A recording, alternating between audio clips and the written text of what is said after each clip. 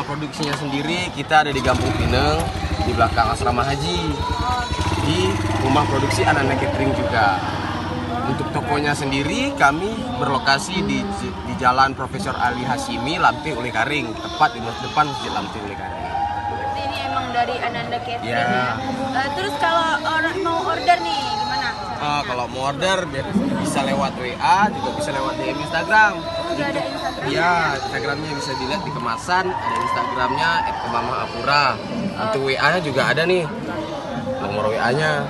Langsung di chat, pembayaran bisa langsung tunai, bisa juga langsung cara transfer. Kalau ini yang kayak Grab atau Bisa GoFood, GoResto bisa juga tersedia di. terus ini yang terakhir, apa sih harapannya untuk Apura ini sendiri ke depannya gimana?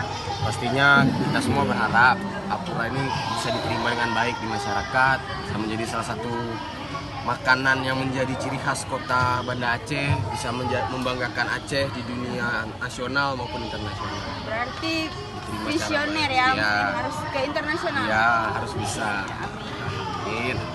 Amin. Terima kasih Bang. Yuk, sama-sama.